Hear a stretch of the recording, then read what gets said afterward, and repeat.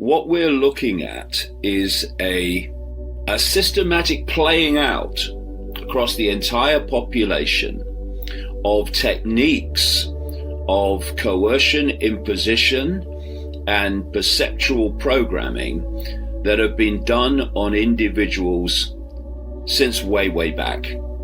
And in the period from 1996, way across the millennium, I was researching intensely mind control and government, military, CIA mind control operations, not least one called MK Ultra. This came to public attention in the 1970s, was of course covered up. They said they had an inquiry into it. The inquiry was cover-up. But I've talked to so many survivors of MK Ultra about the techniques that were used upon them and why. And what I've been watching over the months of 2020 is precisely those techniques being played out on the global population. For instance, one of the survivors contacted me to point out that her daughter, who was born in captivity, if you like, while her mother was under MK Ultra mind control, that her daughter was forced to wear a mask from the age of 2 because it deprived the brain of oxygen, which has fundamental psychological effects and indeed effects in the way the brain develops. And because it in part deleted the child's sense of individuality. Now, the masks are centrally part of this war on the human psyche, on human psychology. It dehumanizes people, it makes them faceless, it stops the individual interaction through facial expression. It's a symbol of being silenced. There are many, many psychological reasons for it, and there are just a few. And what I'm saying, therefore, is that all these rules and regulations that are pouring out of governments and changing all the time. Well, what now? Well, they're changing this. Oh, but that doesn't make sense. But that's contradictory. It's not by incompetence. It's not by political stupidity. It's by psychological design. And that is why these rules and regulations worldwide are not being driven even by health professionals, questioning as they are in terms of their competence, but by psychologists.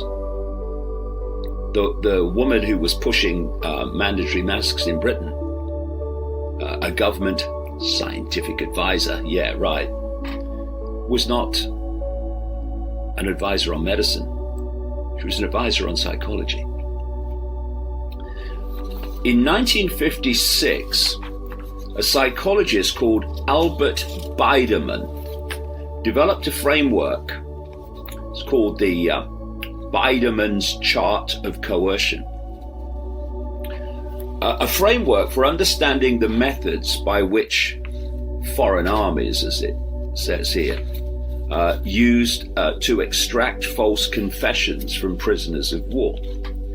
And psychologists now believe that abusers, in many and various guises, including domestic abuse and child abuse, use the same systematic techniques to break down the human spirit and human self-respect, and therefore human resistance to imposition.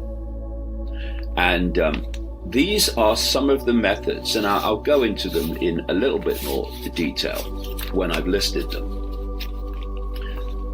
What's number one? Isolation.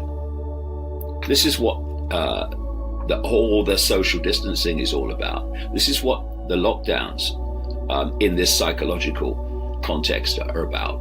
Isolation, forcing people apart, making them live on their own, or with a tiny few other people without access and contact with the wider world. Monopolization of perception. Well, that is why people like me have been banned from everywhere in the mainstream to communicate our information, challenging the official narrative. Monopolization of perception, because where does perception come from? It comes from information received, from which we form perception. Control information, you control perception. So here we go. So there's just two, and already they're fitting like a glove what is happening to the populations worldwide. Induced exhaustion and debilitation. Well, when you get into fear and depression, and why wouldn't people do that in current circumstances, losing their jobs, not knowing from 1 minute to the next what's going to happen, losing all sense of certainty and stability. When you fall into emotional states like that, it debilitates you, it makes you exhausted, it wears you out emotionally, which transfers itself to the body, because one is just a reflection of the other, actually. Threats. Well, we're getting threats all the time. Wear a mask or else. Social distance or else. Don't go above these small number of people together or else. Don't open your shop to save your business or else. Occasional indulgences. This is when you basically trample all over people and impose yourself on people, and then you give them a little slight reward for doing as they're told.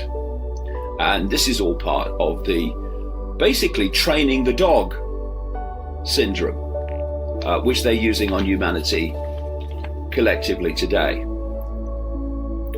Demonstrating omnipotence. We're in control. There's nothing you can do about it. Degradation.